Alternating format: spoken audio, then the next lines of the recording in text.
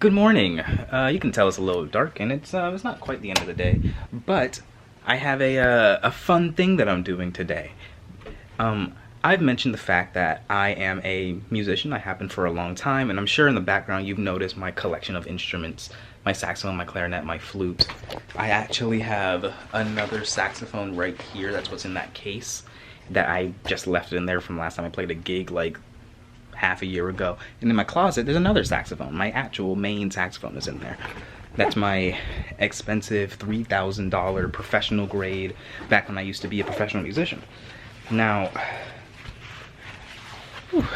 I've gone through a lot of eras in my musical career, and one of the ones that was really important to me, because it was the first one, was my love of smooth jazz.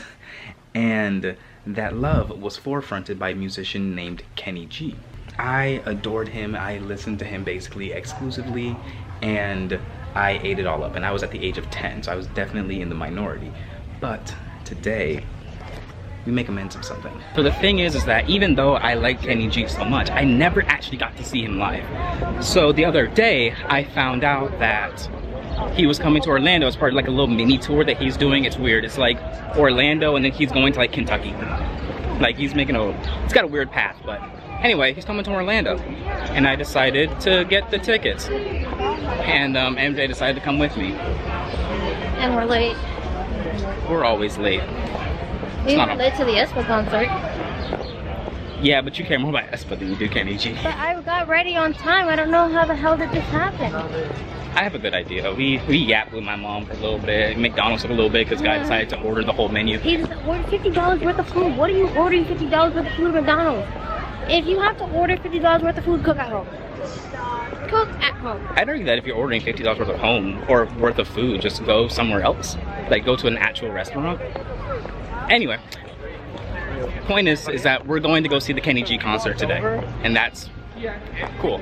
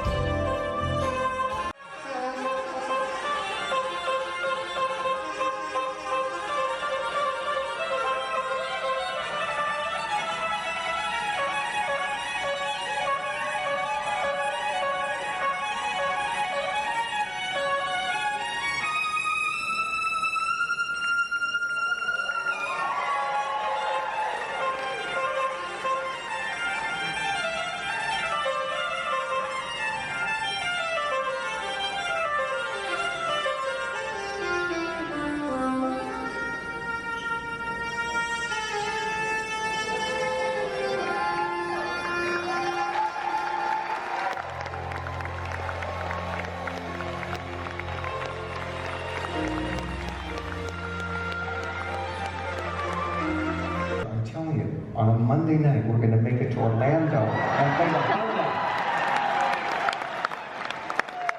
And his prediction is coming true tonight. Our high school dream is coming true tonight. At this very second in time. But really, it's all because you're here. You came down tonight. You're not home on your phones. You're not looking at whatever else is on those screens. You came in to see real live music. And we say thank you very, very much.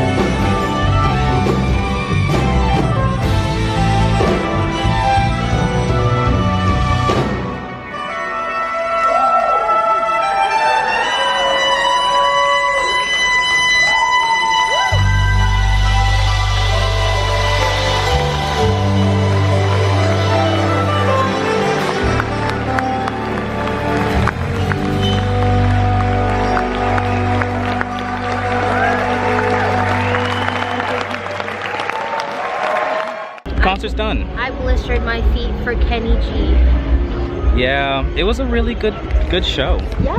I had a great time. You wanna show it? Did you had a good time? I had a great time. Yeah. She cried. For undisclosed reasons. Yeah, but like you cried. I'm not laughing because you cried. I'm laughing because while you were crying, this is what was going on.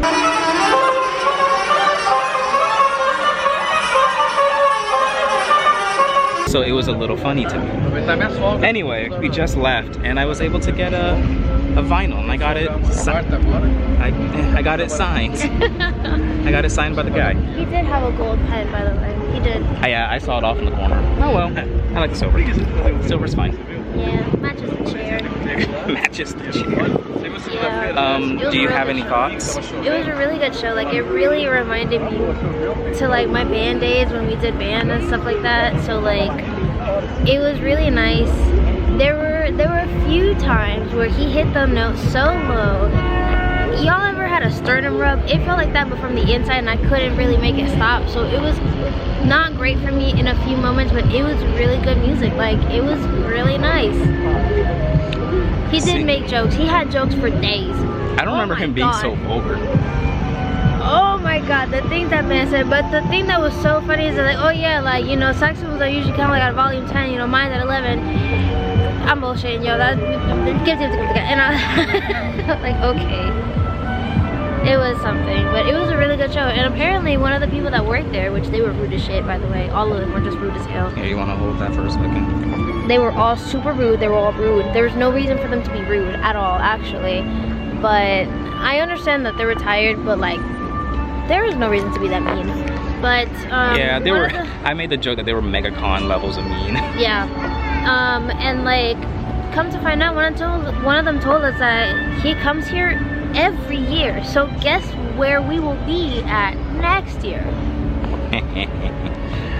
I wanted to buy a saxophone. They sold out within like 10 minutes. Yeah, I was about to impulse buy a saxophone. It's probably for the best that I didn't. They were like $1,700. Correct. Cash or Venmo only, by the way. Yeah, that's another thing I thought was weird. Like, yeah, only cash. Yeah, so like, actually, we went out to get cash. I had the money, but it's in my car, and I didn't want to like go all the way to the car to get it. So I stop at the ATM, and I get the cash, and we're about to go in, and then like, security's like, you can't go in. I was like, what? I was like, I need to go back in. He's like, you can't go back in. I was like, we have cash to get merch. I know the line's there, because we're like, we want to, you know, like, buy the merch. I need to take a second, my key hurt. Okay. I need to buy the merch. And they're like, okay, but that's the line here. It's like, but they literally told us that we cannot get on this line unless we get the merch. And he's like, okay. And I was like, man, made me stand on my hurting feet, my blistered feet. Maybe next time we'll wear sneakers. Okay, but like, my outfit is so slay.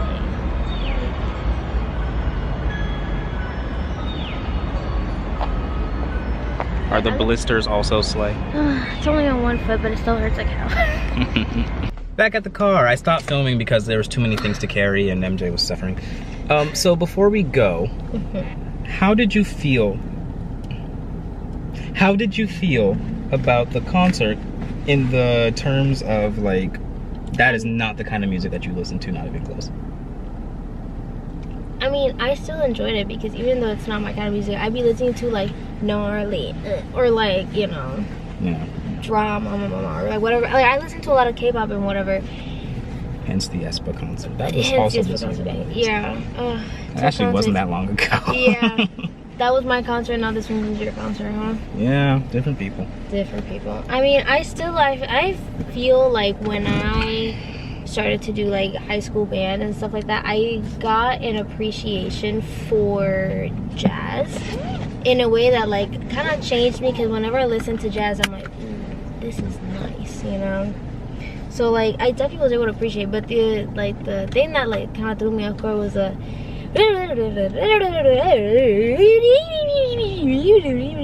that. I have never seen something like that before. So I'm like, this guy's a freak. He's great. I love it. Like, I have an idea. What?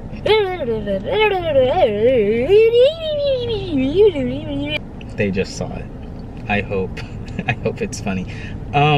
So was it like a different experience? Because like, from like, it was a different experience because like, I've never felt real jazz so up close and personal like that before. Also, of all the concerts that we've been to, this was the first one with live musicians. Correct. Because when we saw aespa, it was a playback. When we saw Coco Jones, that was a playback. Cool in the Game was not playback. They was live musicians. You were not there for that, but Cool in the Game, that was live musicians. That was also really fun.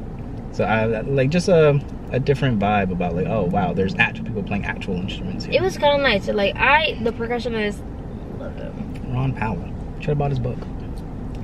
Yeah. Next year. Yeah, next year. Honestly, it wasn't that expensive. Really? It was like $20. Oh. Well, I would have been short. Well, yeah. We only bowled 60. Yeah.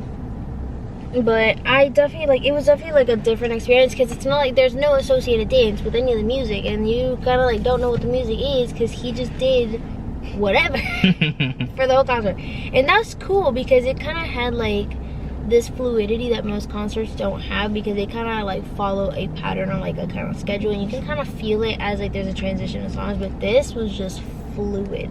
I also kind of like the fact that there's no dance or anything associated with it. The songs sound different, you know? Like, obviously a melody is a melody, a chorus will always be a chorus, but like the way he played it now was not the way he played it when I was a kid, you know?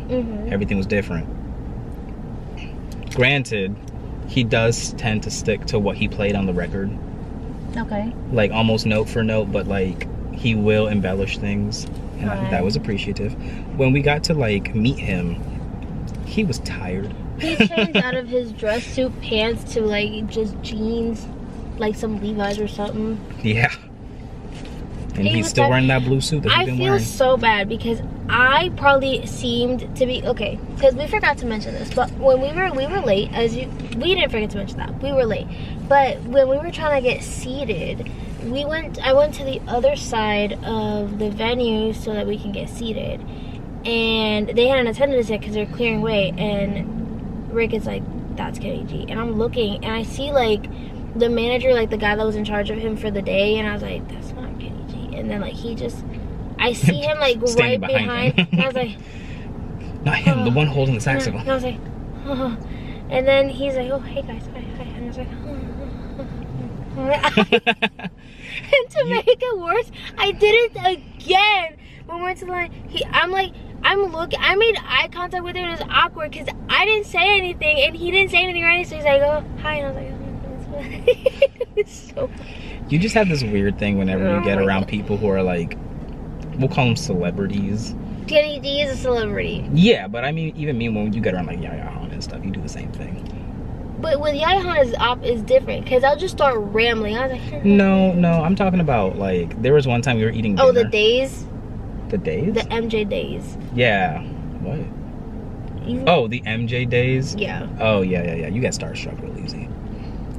Like, we were eating dinner next to Yaya Han one time, and I don't think you noticed at first, but once you did, you kind of just kept like, I was like,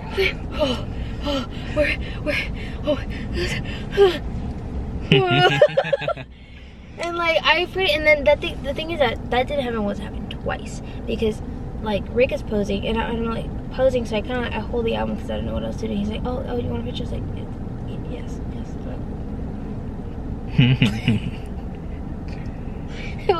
At least I have next year to make it up, but like he's not remembering it. I remember that, so that's enough for me to want to make it up for the next year. Well, your hair might not be that color next year, so he won't remember. I will probably keep it like this. I really do like how the red suits me like this. Yeah, but like, we'll see how you feel in a year.